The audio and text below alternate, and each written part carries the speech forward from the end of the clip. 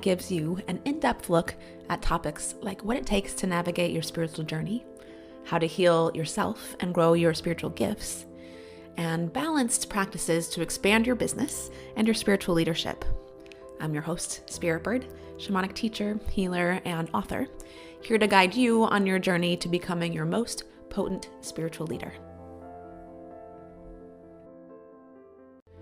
Have you been hearing the call to expand your spiritual gifts and step into your next level of conscious leadership?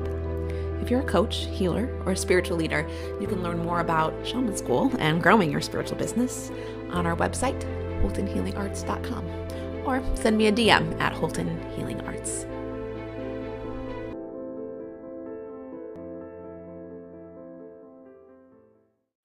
Hello and welcome. Are you ready to put together a spiritual training program for private clients or groups? Maybe you've been working as a coach or a healer and you want to do it in a more formal way, but you aren't quite sure how to shift from single sessions to a comprehensive way of helping someone all the way through a process. In this episode today of Leading with Spirit, I want to share with you my 4-part framework that I use in Shaman School to ensure results for students. So really, these are the 4 core areas that I focus on, the 4 core areas of development. And this is important for building a program or a process because you want to be clear for yourself of where you want to take your clients and what you want to help them with. So you can apply this simple and powerful method to provide your clients with the same powerful transformation that I use in Shaman School. If you're here, you are probably here because you know spiritual training is about way more than learning rituals or memorizing the properties of herbs and crystals. And it's about way more than being taught practices from other cultures, that the power comes from integrating your knowledge and your medicine with your culture and your goals, not imitating someone else's. So having a framework or, what I think of as like areas of focus is going to be helpful for you to do that.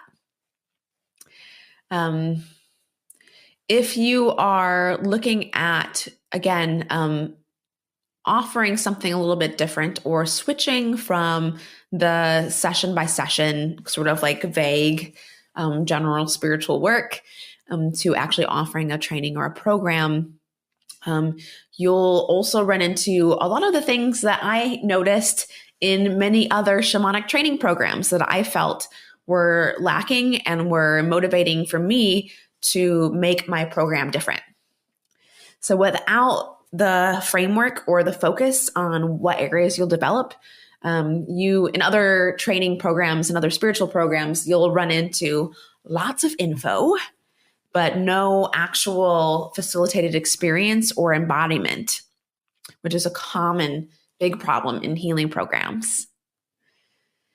You'll run into a lot of pieces of the puzzle, like a lot of programs and people offer like little snippets because it feels like a little bit safer and easier to sell like little classes instead of like a whole framework.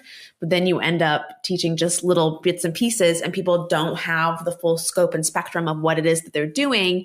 And so their work just isn't as powerful and they're more likely to run into problems by offering the work from quick little trainings. So you'll also run into, without the clear framework, you're going to run into other spiritual programs that teach you tools, but they don't help support you or teach you how to respond when things don't go smoothly or things aren't straightforward. And they aren't always. It's not always simple and clear, and it's not always everybody's happy. So you need to be able to know how to navigate that and stay clear for yourself.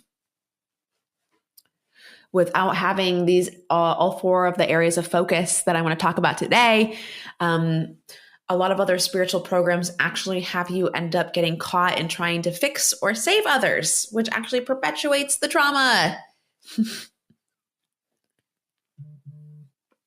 And so many other programs teach you a modality or a concept or a spiritual idea, but don't actually teach you how to apply it to your life to make the changes that you want, which is like the most valuable part. Maybe not the most valuable part, but definitely a big, important part. So to get clear on your vision or the next vision of you that wants to come out and help you move through the stages of getting clear and taking action, we focus at Holton Healing Arts, we focus on these 4 areas for rounded spiritual development. And so I want to share that with you today because, again, you can take these 4 core areas of development and apply them to the program that you might be playing with creating. So the 4 areas are self-care, helping others, leadership, and creating offers. And I want to breeze over them quickly with you today. So the first and most important step is self-care, or what I would consider self-care and development / healing yourself, right? Self-care is really about healing yourself, giving yourself what you need. This is very much about learning how to navigate your spiritual journey and align with what you want. So this is pretty much the foundation of any coaching or healing work that you might want to offer, right? Helping individuals navigate their spiritual journey and learn what they actually want, right? And so again, in this area of development, we really focus on the self first. What does the self need? What parts of yourself are being rejected or hidden? Let's find them and make friends with them. How can we foster more self-love and self-acceptance? All of this is about healing the self. It's always the first step before anything else can happen. This area of spiritual development or human development emphasizes personal healing and clarity on your higher purpose. If we aren't deeply connected and accepting of the self, and most of us have parts of ourselves that we feel like we have shame for, right? And so that's what we're healing. If we aren't accepting the self, then we also won't have clarity on what we want, which means we won't be aligned with what we do, which means we're going to work a lot harder to get what we want. If we don't know what we want, it's way more difficult to actually make the changes. We can, as individuals, or we can see in our clients that they want to make changes, but if they're not actually clear about what changes they want, like what the vision is that they want, it's really hard to actually make the changes, let alone have them become lasting changes, right? So the second area is helping others. So at Holton Healing Arts in our Shaman School, that's really focused on growing your spiritual gifts and your experience. So once you've learned to navigate your spiritual journey and align with what you want, you'll start growing your gifts and your awareness naturally. I've heard this phrase before, and I share often, and it's when you learn something, you start to see it everywhere, right? So this is where we can actually begin to apply what we know and what we experience to helping others. And I think it's true that the fastest and most effective way to change your habits or your life or your business or accomplish your goals, in the quickest way, in the most efficient way, is to have a coach or a teacher guiding you. Like just straight up, it's the fastest, most effective way. It cuts the growth time significantly, and it also saves you money in the long run. And because you're going to be investing in rapid growth instead of trying to save money, which also usually perpetuates the bad habits for longer. So that's just one layer to growth, right? To actually apply what it is that you're learning. and learn from others in the process. So if you're learning from others in the process to help you, that means you also can send that same help behind you. So that's one layer. That's another layer to the growth, is to teach what you know. And let me just say, that doesn't mean preaching to people who aren't available or don't want to hear it, but it does mean sharing or guiding others when or where it's appropriate, right? And, I really encourage this because this helps solidify the belief in your system of what you just learned. When you are doing energy healing work, you'll get the experience of what it feels like to believe something, but then to ground that in, we also want to be teaching others. We want to hand it back to people that are just a couple steps behind us. And teaching others is a huge part of learning, And in Shaman School, we have an in-house method to facilitate this, but there are also lots of ways you can encourage your students or your clients to extend that hand backwards. So if you're doing a coaching or a healing program, or you're, again, moving from one-on-one individual sessions that aren't really a comprehensive goal to having a program with a comprehensive goal, I find it really powerful to include this in your goal to actually teach what the person is learning to others. So the third area of development that we focus on here that I highly recommend including in your programs is leadership. So from here, you get to step into the next level of who you're becoming. You get to stand out as a spiritual leader that you're here to be. This is a place where you learn how to really lean into high service and bigger impact. This is the place where we shift from theory or thinking about how things are going to be to actually becoming it. For many of us, it's really a rite of passage that we might experience each time we're ready to leave an old cycle behind and begin a new chapter. It's not just there's one time, one initiation, or one rite. We might experience this multiple times in our lives. Right? So it's really helping to guide the individual into the unknown. That's what the spiritual leadership is. How can you move forward even when it's scary? How can you move forward when you can't see what's coming or what's next? This is part of embracing the mystery. And it is scary when you're in these times, but I really love to help our students see how to celebrate this, time when you're at the gateway, and also how to move through it yourself so you can guide others, so you can guide your future clients through the same spot.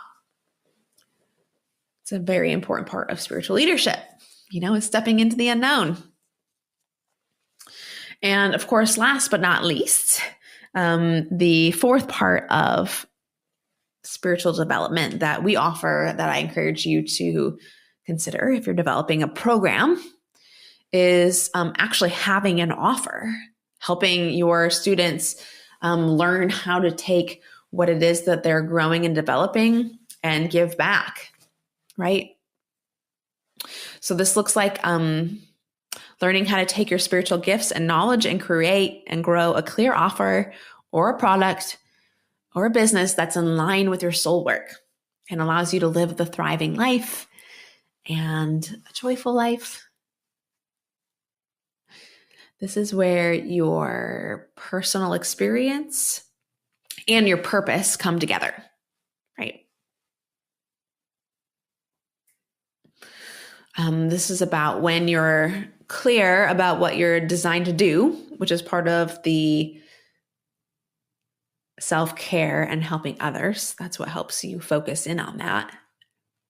When you're clear about your purpose and what you're designed to do and what you love to do and who you want to help and in what ways you want to help them, then we want to actually create a goal or an offer or an outcome that has you show up in the world, that has you get clear about what it is you want to change and like how we want to take that and put it into action. So if you're working on creating a program, this can look a lot of different ways. So like while Shaman School tends to focus on helping healers and coaches create aligned businesses after they've done the personal work, after they've learned how to grow their gifts and help others, after they've learned how to step into spiritual leadership, then we work on having a clear offer. Meaning like, what service do you provide? What is your business about? But it's not always going to be like a business, right? Like some of us aren't here to do that work. So your offer might actually be healing your relationship with your partner. Your offer might actually be devoting your life to self-care.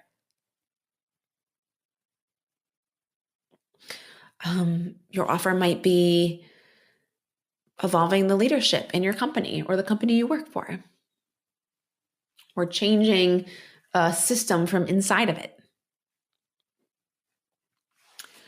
Maybe your work or your offer is to blend your spiritual work with humanitarian or environmental work. This is where we bring that spiritual knowledge and that personal healing and integrate it into your life so you can live happy and fulfilled, because you're applying all of that knowledge and experience and healing you've been through to making changes in the world. Again, whether that looks like an offer in your business or whether that looks like the work you're here to do. So again, if you're moving from single sessions, we're booking sort of like vague, generalized sessions to a program. These are the 4 areas that are part of our Shaman School. They're the 4 core areas of development. I'll be sharing more about those in future episodes, but I kind of wanted to give you an overview for what areas I find over and over and over again we can really lean into and leverage to create change in our clients' lives. So again, doing that self-care is always the foundation, and usually something we come back to over and over and over again. Learning how to apply your gifts to help others, practicing that, so you can solidify the learnings that you're experiencing. It like reinforces what you think you believe and makes it become true, right? Because you can see it in both directions. You can see it in how you've learned and who you're teaching. Yeah. Mm-hmm. And of course, stepping into your leadership, taking the action, stepping into the unknown, doing the thing that hasn't or isn't done commonly is part of the leadership, and being able to support people in that spot, being able to recognize when people are in that spot and support them moving through it. And of course, creating offers so we can actually apply all of the work that we're doing to make a difference in the world. Mm-hmm. Yeah, so I'd love to hear from you. I'd love to hear what resonates with you.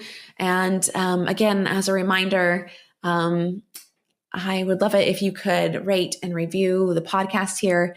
And in exchange, I'll be sharing with you my spiritual business kit. And so that includes the 10 spiritual and shamanic tools that I use each time that I step into my higher level of leadership, and also what I've used to grow my business each time that I kind of like step into that next level. So send me a screenshot that you rated and reviewed the program, or send me an email and I will send you that guide for free. And of course, this is also nearly the end. So this is everybody who's rated and reviewed Leading with Spirit this month, the month of June, will automatically be entered to win my Foundations for Shamanism course. It's a self-study course that you can use to bring the core concepts of shamanism and how to live a shamanic life into your personal life and into your work. So super valuable. That's a $1,500 program that I am so excited to be giving away for free in exchange for your support, which I really appreciate. I really appreciate you being here with me. So yeah, again, go ahead and send me a DM or an email when you've done that. And I will see you next time. Thanks so much for being here with me today. Welcome to today's Member Query episode, where we explore questions about spiritual paths, intuitive gifts, growing a spiritual business, and shamanism. Do you have a question for us? Send us a DM at Holton Healing Arts. All right, this question is from one of our listeners, and the question is, how do we ground ourselves? I also appreciate that question. Something that what I find is some of these fundamental pieces tend to get skipped over by like developed practitioners, or we think because we've learned it once that we don't need to keep refining and practicing some of the foundational pieces. So I just want to name that first, because talking about grounding is very much our foundation. And so skipping over the foundational pieces is one of the byproducts of some of the spiritual bypassing and some of the byproducts of going too fast and forgetting the basics, which are always important. But so if you're looking to develop a grounding practice or improve your grounding practice, one of the things that most people use or recommend is to really imagine. Go ahead and close your eyes here with me. Take a breath.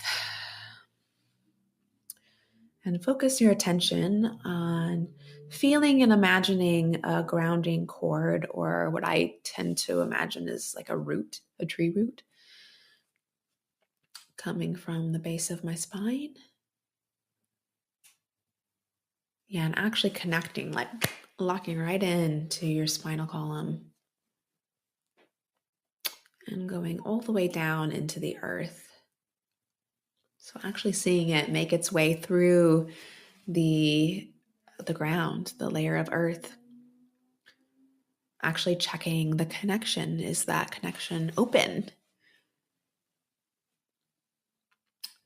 Maybe I like to follow the roots to the sort of ends or tips and allow them to become porous so they can actually absorb some of the earth energy. Right? Does it do a lot of good to like stick a cord or a root in the earth, but then not actually connect to it? So allowing yourself to actually receive some of that earth energy. Mm-hmm. Yeah.